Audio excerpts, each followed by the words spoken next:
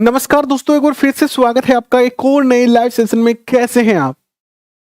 आइए करते हैं एक और बेहतरीन प्यारे से सेशन की शुरुआत। नया सिलेबस, नया टॉपिक और नया जोश, नई उमंग। इस बार मास्टर बन के दिखाना है।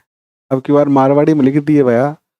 पिछली बार तो अपन हिंदी में या और भाषा में लिखे करता अंग्रेजी में, लेकिन अब की बार तो मारवाड़ी में लिख दिए। तो अपने राजस्थान का जितना भी थारा जानकार है, यानी पढ़ा अनपढ़ सगड़ा ध्यान पड़ जाओ कि अब की बार छोरो मास्टर की तैयारी कर जे मास्टर नहीं पढ़ेगा मतलब पढ़ेगा नहीं। मौका है 2023 जनवरी को पेपर होने वाला है। इस मौके का फायदा उठाना है, क्योंकि इसके बाद आपको पता है 2023 में चुनाव है, फिर 24-25 कब भर्ती आएगी पता नहीं, और उतना शायद वेट नहीं कर पाएंगे आप, और करना भी नहीं चाहिए। तो अगर आपका लक्ष्य है अध्यापक बनना, तो बिल्कुल अब रक्षाबंधन के बाद हो जाइए तैयार कि अब मास्टर बनने से पहले रुकना नहीं है। और उसी आपके मास्टर बनने के सपने को साकार करने में एक छोटा सा चुटकू सा योगदान हमारा आपके लिए है।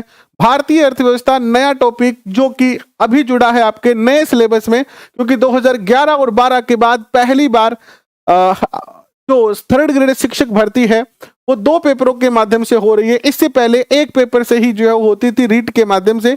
लेकिन बड़ा बदलाव और बड़े बदलाव के साथ एक बड़ा जो है वो दायित्व हम पर आ गया है। सिलेबस को कवर करना है। समय हमारे पास बहुत ज्यादा नहीं है, लेकिन कम भी नहीं है। 5 महीने का समय है। 5 महीने बहुत ज्यादा भी नहीं होते हैं और कम भी नहीं होते हैं। तो इस समय का सही तरीके से अगर यूज करेंगे तो निश्चित तौर पर सफलता प्राप्त करेंगे। इसी के साथ आइए करते हैं शुरुआत। सबसे पहले आप सबका हृदय की गहराई से बहुत बहुत स्वागत, अभिनंदन, जय हिंद, जय भारत। चलिए शुरुआत करते हैं आज के सेशन की। देखिए विद्वान साथियों, भारतीय अर्थव्यवस्था ये नई यूनिट कल ही हम देख रहे थे। जो जो बच्चे रीट मुख्य परीक्षा L2 की तैयारी कर रहे हैं, और वो तैयारी कर रहे हैं किसके माध्यम से? SST के माध्यम से। जिनका सब्जेक्ट SST है उनके लिए ये सेशन जो है वो रहने वाला है। ठीक है, तो इसके अंदर आज हम जो पहला टॉपिक है आपका अर्थव्यवस्था के क्षेत्रक, इसकी जो है वो चर्चा करेंगे। और ये जो चर्चा हम करने वाले हैं वो NCERT के क्लास 10th के चैप्टर नंबर 2 से करने वाले हैं, है ना। अगर आपको खुद को पढ़ना हो तो चैप्टर नंबर 2 है ये। बस चैप्टर मैंने छोड़ दिया है। अब की बार, पिछली बार हमने आपको NCERT RBSE सब कुछ पूरा पूरा करवाया था। RBSE अब की बार पूरा करवाएंगे। NCERT आपको 6 से लेकर 10 तक पढ़ाया हुआ है। बाकी अगर हमारे सिलेबस में कोई टॉपिक आ रहा है और वो NCERT में है तो वो NCERT से आपको करवा दिया जाएगा। लेकिन ये मैं NCERT से करवा रहा हूं, लेकिन NCERT के चैप्टर को पीछे की तरह नहीं करवाया मैंने। इस बार NCERT से नोट्स बनाए हैं। जैसे लास्ट टाइम हमने NCERT से क्वेश्चन बनाए थे और दूसरे तरीके से पढ़ा था हमने पूरे NCERT चैप्टर को। लेकिन अब की बार वन लाइनर क्वेश्चन नहीं बनाए हैं। अब की बार NCERT को पकड़कर और उसके नोट्स बना लिए हैं, ताकि आपको ना तो NCERT पढ़नी पड़े और वो वन लाइनर, यानी वन लाइनर और चैप्टर पढ़ने के बीच का एक और नया रास्ता निकाला है। तो चलिए करते हैं शुरुआत आज के सेशन की। देखिए, आर्थिक विकास की समझ ये पुस्तक है आपकी कक्षा 10th के लिए है, NCERT में लागू होती है। और इसमें देखो, एक तो ये भारतीय अर्थव्यवस्था का क्षेत्र हमें पढ़ना है, एक मुद्रा और साख हमें पढ़ना है, एक जो है वो भारतीय अर्थव्यवस्था का थोड़ा सा इतिहास पढ़ना है जो वैश्वीकरण में आ जाएगा, और उपभोक्ता अधिकार हमें पढ़ना है। तो ये चारों चैप्टर हमारे काम के हैं जो कि अर्थव्यवस्था में डाले गए। सेम टू सेम टॉपिक उठा के डाल दिए। यानी एग्जामिनर ने क्या किया, पूरा का पूरा टॉपिक उठा के ही क्या डाल दिया, आपके सिलेबस में डाल दिया, पूरी बुक का। मुझे लगता है कि सिलेबस बनाते समय NCERT को बहुत ज्यादा महत्व दिया गया है, क्योंकि सीधा का सीधा जो आपके मुख्य परीक्षा में टॉपिक डाले गए वो सीधे के सीधे डाल दिए यहां से SST वाले बच्चों के लिए। तो आइए करते हैं शुरुआत। देखिए, भारतीय अर्थव्यवस्था के क्षेत्र, भारतीय अर्थव्यवस्था के क्षेत्र की बात कही गई है यहां पर। तो इसको थोड़ा सा समझने से पहले इसका एक बेस समझने का प्रयास करते हैं, यानी बेस बनाने का प्रयास करते हैं।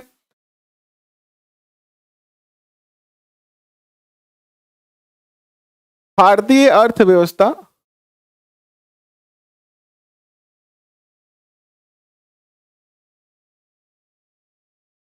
के क्षेत्र कह लीजिए या क्षेत्र कह लीजिए, एक ही बात है ना। देखिए, सबसे पहले देखिए यहां पर एक शब्द दिया गया है अर्थव्यवस्था। अर्थ का अर्थ क्या होता है? धन। अर्थ का अर्थ हम किससे लेते हैं? धन से लेते हैं। हालांकि एक चाणक्य ने पुस्तक लिखी थी अर्थशास्त्र। अर्थशास्त्र नामक जो पुस्तक थी चाणक्य के द्वारा लिखी गई, उसका वहां पर जो अर्थ शब्द है उसका हम धन से नहीं लगा सकते, वो राजनीति से संबंधित थी, कूटनीति से संबंधित थी। लेकिन अर्थव्यवस्था की अगर हम बात करते हैं तो अर्थव्यवस्था का अर्थ में, अर्थव्यवस्था में अर्थ जो शब्द है उसका अर्थ तो होता है धन, और जो व्यवस्था शब्द है अर्थात व्यवस्था शब्द है कि धन का मैनेजमेंट करना। व्यवस्था यानी मैनेजमेंट, तो व्यवस्था करना, या अपनी मारवाड़ी भाषा में लिख दो तो जुगाड़ करनो है ना। आप आई तो कमा धन को जुगाड़ करनो, अपनी भाषा में अगर आप समझना चाहवा तो क्या अर्थ हो गयो?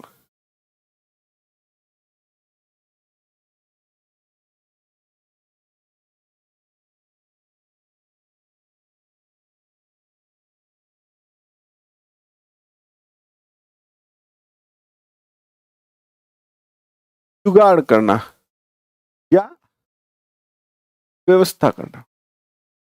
आप क्यों पढ़ रहे हैं? मैं आपको क्यों पढ़ा रहा हूं? आज राजस्थान में इतनी सारी कोचिंगें हैं, भारत में इतनी सारी कोचिंगें हैं, क्यों सब व्यक्ति काम कर रहे हैं? कोई खेत में जाके खेती कर रहा है, कोई अपनी दुकान खोल रहा है, कोई अपना जो है गवर्नमेंट एम्प्लॉय है, यानी कोई न कोई व्यक्ति कुछ ना कुछ, यानी हर व्यक्ति कुछ ना कुछ तो कर रहा है। इस सृष्टि के अंदर शायद ही कोई ऐसा प्राणी है जो कुछ ना कर रहा हो। अगर आपकी जानकारी में कोई ऐसा है कि जो कुछ ना कर रहा हो तो आप कमेंट में जरूर बताएं। ऐसा कोई आपको नहीं मिलेगा। देखिए, पशु पक्षी जीव जंतु जो हैं वो पेट पूजा के लिए कार्य कर रहे हैं, और मानव जो है पेट पूजा हो इसके लिए कार्य कर रहे हैं। यानी सब व्यक्ति अपने पेट की भूख को मिटाने के लिए कार्य कर रहे हैं।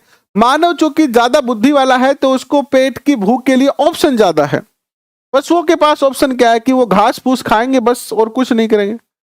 हमारे पास ऑप्शन है कि हम चाहे तो दाल रोटी खाएं, हम चाहे तो भिंडी खाएं, हम चाहे तो मटर पनीर खाएं, हम चाहे तो पिज्जा बर्गर चाउमीन कुछ भी खाएं।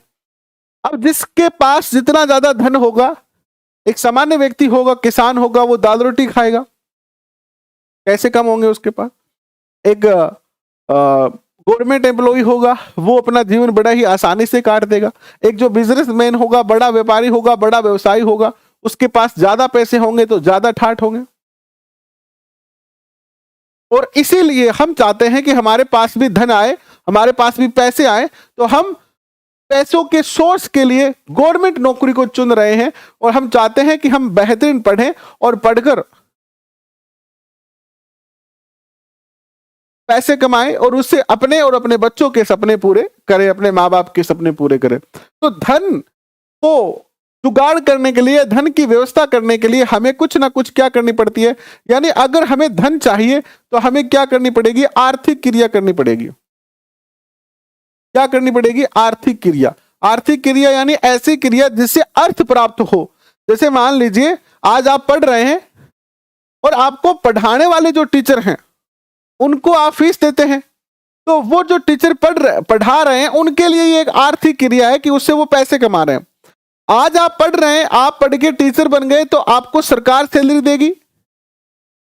सरकार जब सैलरी देगी तो ये आपके लिए आर्थिक क्रिया होगी। यानी ऐसी कोई भी क्रिया जिससे धन की प्राप्ति हो क्या कहलाती है? आर्थिक क्रिया कहलाती है। ऐसी वैध क्रिया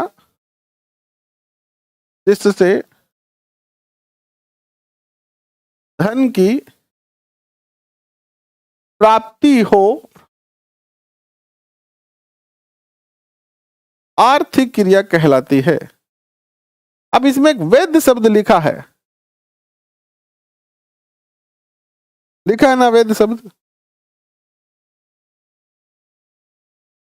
कहलाती है।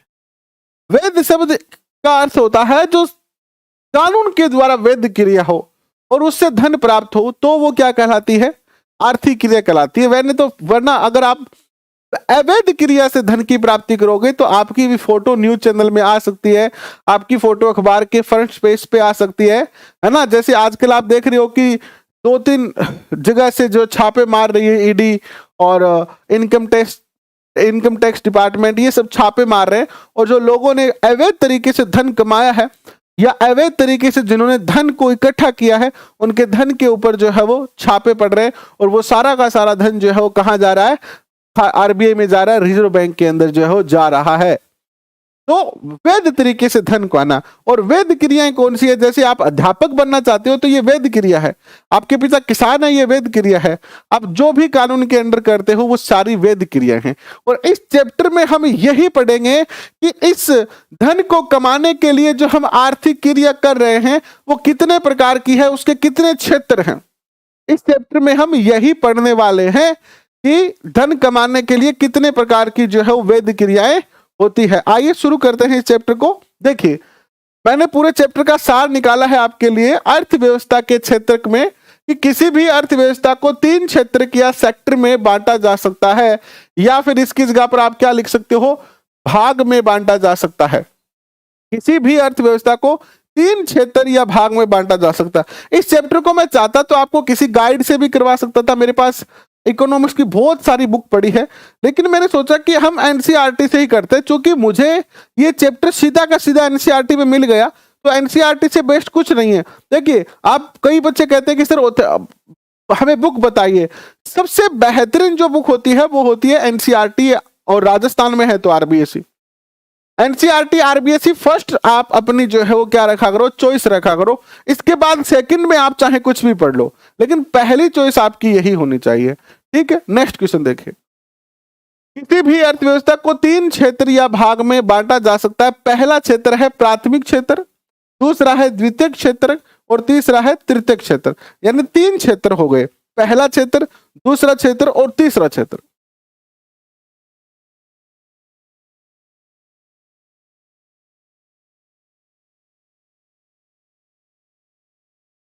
तो पहला क्षेत्र, मान लीजिए कि आपको किसी देश की स्थिति को जानना है कि वो देश विकासशील है या विकसित है।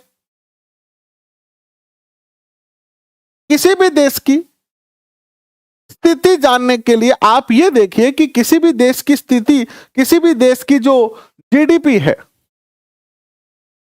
किसी भी देश की जो जीडीपी है, उस जीडीपी में किस क्षेत्र का योगदान ज्यादा है। अगर किसी देश की जीडीपी में प्राथमिक सेक्टर का योगदान ज्यादा है तो वो देश क्या है, उसकी स्थिति खराब होगी, वो देश क्या होगा, गरीब होगा, वो देश आर्थिक रूप से जो है वो सशक्त नहीं होगा। आप देखिए अमेरिका और जो विकसित कंट्री है,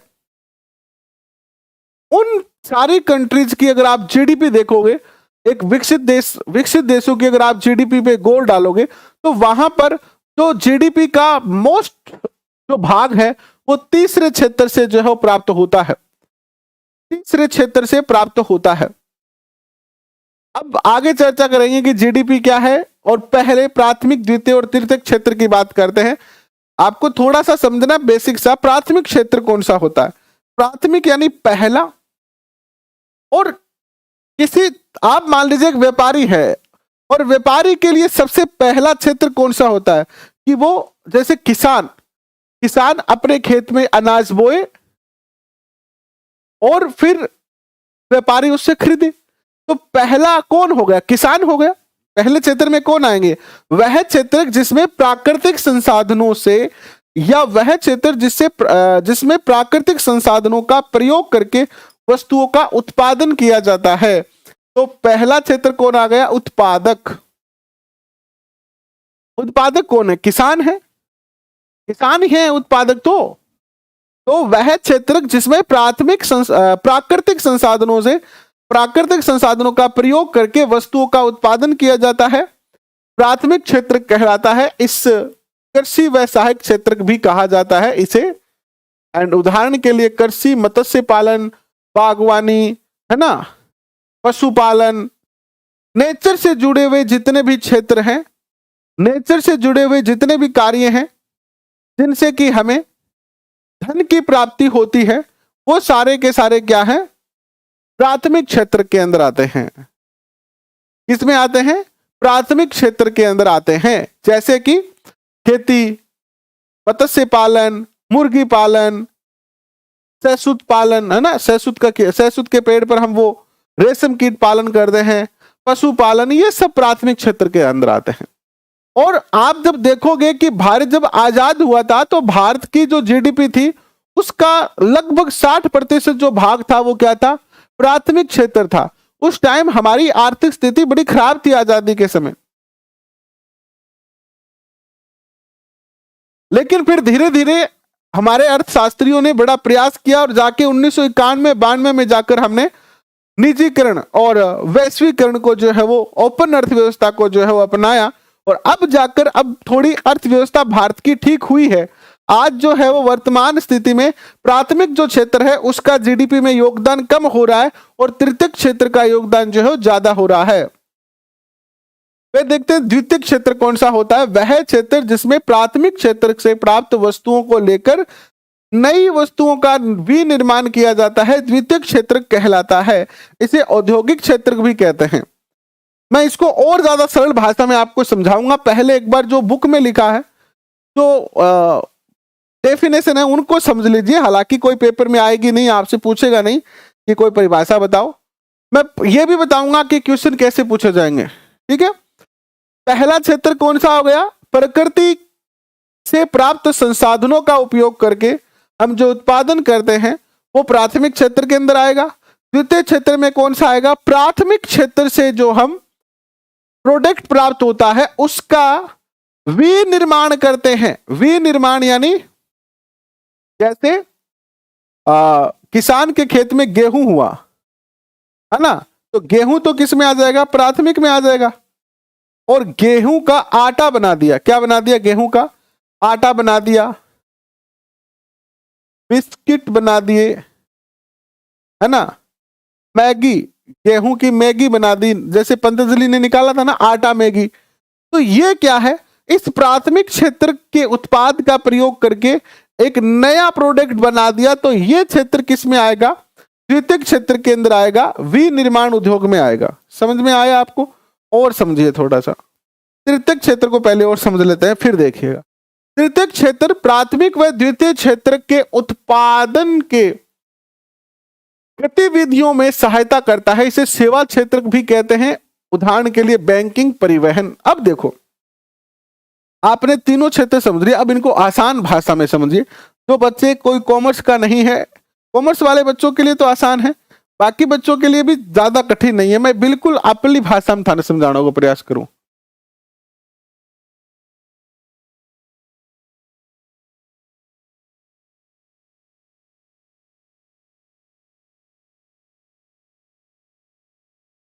कुछ बच्चे हाथ जोड़ के कह रहे हैं कि सर आरबीएससी कंटिन्यू रखे, कुछ बच्चे कह रहे हैं कि आरबीएससी और एनसीईआरटी का मिक्स करवा दीजिए। अरे आप सिलेबस, मुझे ये बताओ कि सिलेबस आपके पास है क्या? अगर आपको सफल होना है ना तो सबसे पहले आप सिलेबस निकालो, सिलेबस का प्रिंट निकालो। ई मित्र पे जाना अगर आपके पास सिलेबस नहीं है तो, और ई मित्र पर जाके प्रिंट निकलवाना सिलेबस का, और फिर उसको अपने जहां आप बैठते हो ना, बेड पे, पलंग पर, मेज पर, उसके जस्ट सामने चिपकाना, जहां से आप सिलेबस को अच्छे तरीके से देख सको। सिलेबस आपके दिमाग में होना चाहिए हर समय। फिर बात आती है एनसीईआरटी की, आरबीएससी की गाइड। मैंने आपको जिस दिन हमने सिलेबस का विश्लेषण किया था उस दिन मैंने आपसे चर्चा की थी कि हमें एनसीईआरटी पर ज्यादा ध्यान नहीं देना है, हमें आरबीएससी ही पढ़ना है। हमने आपके लिए अलग अलग क्लासें कर दी है अब की बार। REET level first, REET level second के लिए जो कॉमन सब्जेक्ट हैं, जैसे history, geography, polity, psycho and शिक्षण विधियां, ये सारे टॉपिक जो कि कॉमन है उनके दिन में क्लासें हो रही है, सुबह 9 बजे, 11 बजे और 1 बजे। और वहां पर हम आरबीएससी भी आपको करवा रहे हैं। ये जो 9 बजे वाली क्लास है वो केवल एसएसटी के बच्चों के लिए है जो रीट लेवल द्वितीय की तैयारी कर रहे हैं। और यहां पर मैं आपको ना एनसीईआरटी से पढ़ाऊंगा ना आरबीएससी से पढ़ाऊंगा, मैं यहां पर आपके एक एक टॉपिक को पढ़ाऊंगा। जो टॉपिक मुझे, मैं पहले देखो मेरे पढ़ाने का जो तरीका रहेगा वो ये रहेगा कि जैसे ये टॉपिक है हमारा प्राथमिक क्षेत्र, इस टॉपिक के अंदर जो डाटा हमें एनसीईआरटी से मिल गया, जैसे आपका टॉपिक था प्राथमिक अर्थव्यवस्था के क्षेत्र, और इसका डाटा हमें कहां से मिला, एनसीईआरटी की बुक 10th से मिल गया, तो हमने आपको 10th से करवा दिया। मान लीजिए कल हम एक और टॉपिक करवाएंगे आपको और उसका डाटा हमें आरबीएससी से मिल जाता है, तो हम उसका आरबीएससी से करवाएंगे। यानी पहला जो प्राथमिकता रहेगी हमारी वो रहेगी एनसीईआरटी प्लस आरबीएससी। अगर एनसीईआरटी से मिलता है तो एनसीईआरटी से, एनसीईआरटी से नहीं मिलता है तो आरबीएससी से, इन दोनों में ही नहीं मिलता है तो फिर अलग अलग राइटर की बुक से आपको करवाऊंगा। यानी मेरा टारगेट यही है कि अब की बार चाहे कुछ भी हो, क्वेश्चन आपके आए पेपर में, पीछे भी हमारे क्वेश्चन आए हैं, इस बार भी आएंगे, हमें पूर्णतः विश्वास है, और आप निश्चित तौर पर जो है वो क्या हो, सफल हो। तो इस बात को छोड़ दीजिए कि एनसीईआरटी पढ़ना है कि आरबीएससी से पढ़ना है। पहला टारगेट रखना है कि एक एक टॉपिक को निकालो और वो देखो कि एनसीईआरटी में मिल रहा है कि आरबीएससी मिल रहा है, जिसमें मिल रहा है उसी से पढ़ो। अगर इन दोनों में नहीं मिल रहा है तो फिर जाके गाइड को टटोलना पड़ेगा हमें।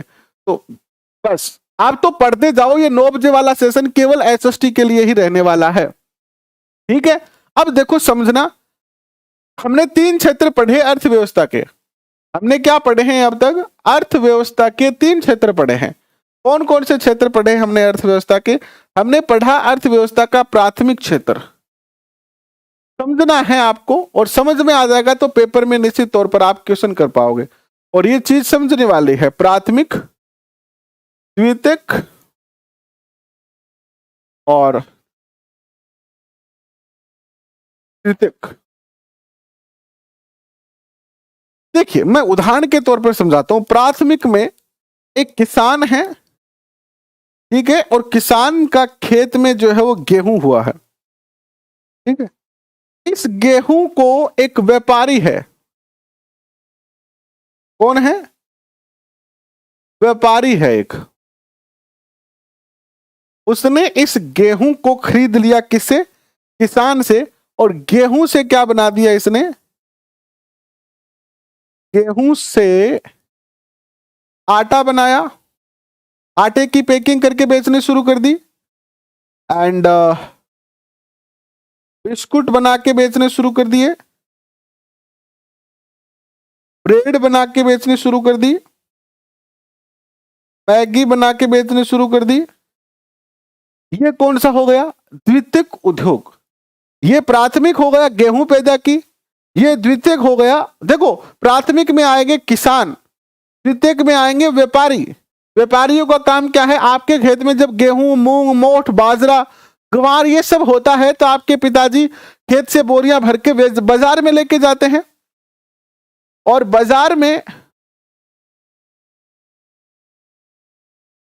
में जाकर वो क्या करते हैं कि उस किसान जो लेके आए हैं उसको व्यापारियों को बेच देते हैं, और व्यापारी उनको किसको बेच देते हैं, मिल मालिकों को बेच देते हैं।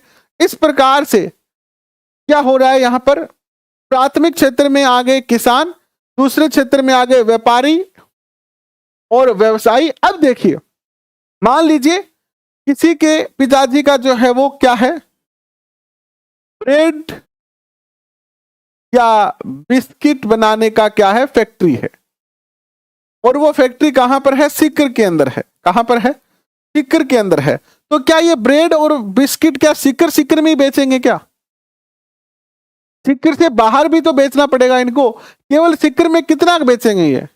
तो इन्होंने सोचा कि हमें अपना प्रोडक्ट जो है वो सीकर से फिर जयपुर, इधर जो है वो चूरू है ना, बीकानेर, और फिर आगे दिल्ली, और ऑलमोस्ट पूरे भारत में बेचना है। तो अब इनकी सहायता कौन करेगा, अगर इनको अपना प्रोडक्ट बेचना है तो उन्हें पैसे भी तो लेने पड़ेंगे। जैसे आज आप ऑनलाइन पढ़ते हैं, किसी एप्लीकेशन को खरीदते हैं, जैसे आपने किसी एप्लीकेशन से रीट मुख्य परीक्षा का कोर्स खरीदा, हालांकि हमारा तो फ्री है, हमारे पास तो ऐसा कोई ऑप्शन हमने दिया ही नहीं है आपको कि आप खरीद सकें, लेकिन फिर भी एक उदाहरण के तौर पे समझे तो आपको क्या चाहिएगा कि ऑनलाइन पर आप पेमेंट करेंगे तो आपके पास ऑप्शन आएंगे गूगल पे, फोन पे, भीम यूपीआई, पेटीएम। आते हैं कि नहीं आते हैं? आप बाजार से समोसे लाने जाते हो और आपके पास पैसे नहीं, आप कहोगे भाई जी मैं तो पेटीएम कर दूं, फोन पे कर दूं, गूगल पे कर दूं। तो ये जो बैंकिंग सुविधा है, ये जो बैंकिंग सुविधा है, ये कौन दे रहा है आपको? ये बैंकिंग सुविधा आपको कौन दे रहा है? तृतीयक क्षेत्र दे रहा है। अच्छा ठीक है गुरुजी, बैंक में अब जी अपन अमेजन से खरीद लेते हैं, खरीद लिया, बैंकिंग सुविधा आ गई। अब देखो कि आप बैठे हैं जयपुर में, आप बैठे हैं सीकर में, आप बैठे हैं तारानगर में या चूरू में, और आपने प्रोडक्ट खरीदा है जो बेंगलोर से आ रहा है। जैसे मैंने ये माइक खरीदा था, बेंगलोर से आया ये। अब बेंगलोर और मैं कहा तारानगर, तो यहां पर एक क्या हो गया? Transportation, transportation, courier company, courier, courier company, परिवहन, कोल्ड स्टोरेज, वेयर हाउस, है ना? ये जो सारी सुविधाएं हैं आपको परिवहन की, बैंकिंग की, कोरियर की, है ना, ट्रांसपोर्टेशन की, परिवहन की, ये जो सारी सुविधाएं देता है वो कौन होता है? तृतीयक क्षेत्र होता है। अब मान लीजिए आप किसी देश की तुलना करना चाहते हैं कि उसकी स्थिति कैसी है। अब मान लो यहां इस क्षेत्र से अगर सबसे ज्यादा पैसा आ रहा है ना, जीडीपी पे मान लीजिए 70% योगदान इसका है, तो इसका अर्थ क्या है कि जिस देश में तीसरा क्षेत्र सबसे बेहतरीन होगा उसका पहला और दूसरा भी बेहतरीन है, उसका पहला और दूसरा भी क्या है? बेहतरीन है। तो ये तरीका है, आपको अच्छे तरीके से समझ में आ गया होगा कि प्राथमिक क्षेत्र कौन सा है, द्वितीयक क्षेत्र कौन सा है और तृतीयक क्षेत्र कौन सा है। बताएं, आया आपको समझ में?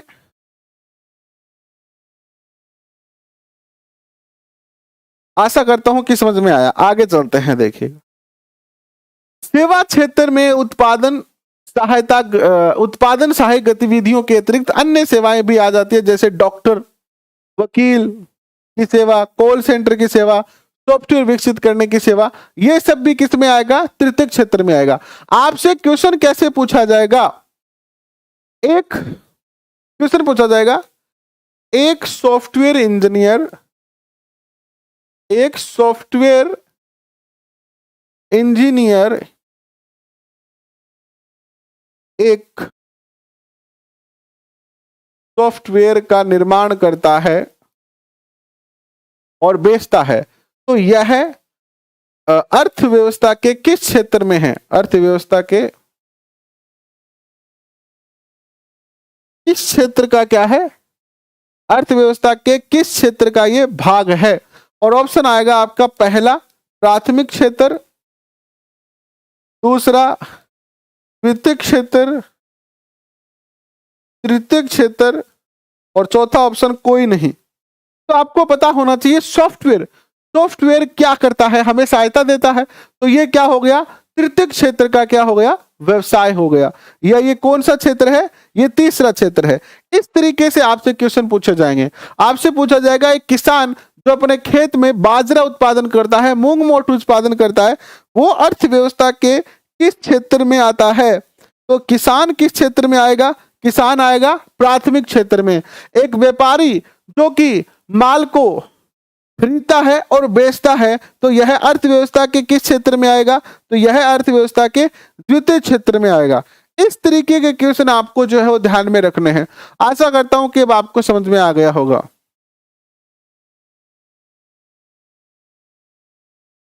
दुख इस बात का क्या हो रहा है कि मैं कमेंट देख रहा हूं आपके लगातार, कमेंट में एक दूसरे को राय दे रहे हैं।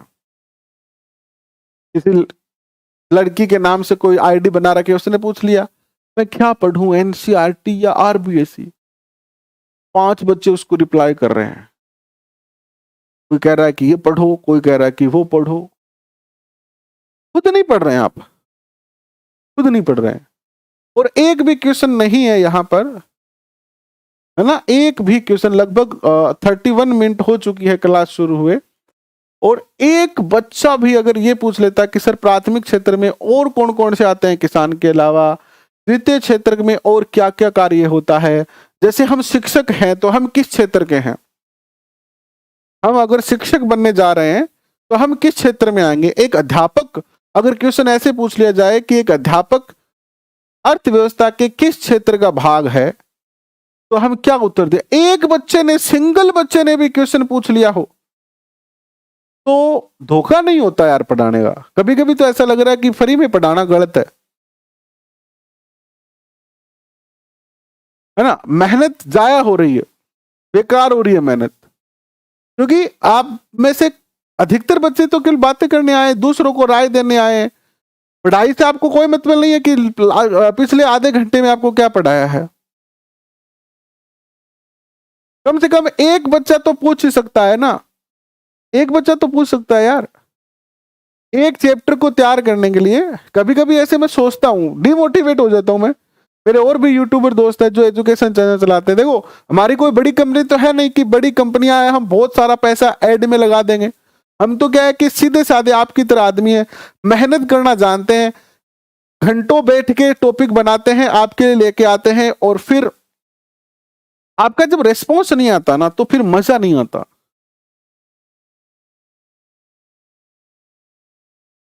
वो दुख होता है, कभी कभी बहुत डिमोटिवेट हो जाते हैं कि यार इससे अच्छा तो खुद ही पढ़ ले, है ना, खुद ही पढ़ ले और छोड़ दे,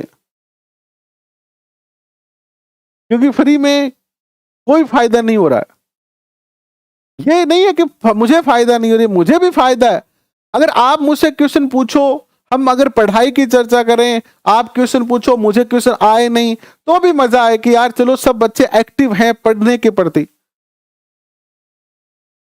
तो कुछ ऐसे इंटरेस्ट बढ़े। आप तो बस राय देने में, बात करने में, पढ़ाई से आपका कोई मतलब हर्ज नहीं है, आपको कोई लेना देना नहीं है, लेकिन बाद में पछताओगे भाई, बाद में पछताओगे। बाकी आपकी मर्जी है, देखो अब जैसा आपको उचित लगे। आपको बच्चे, छोटे बच्चे तो हो नहीं, तो इस तरीके के क्वेश्चन आपसे पूछे जाएंगे, आप ध्यान दे सकते हैं। तीनों क्षेत्रों का हम थोड़ा सा ऐतिहासिक पक्ष देखेंगे, कल देखेंगे, बस आज इतना ही करेंगे कि तीनों क्षेत्रों का विकास कैसे हुआ। बहुत बहुत धन्यवाद।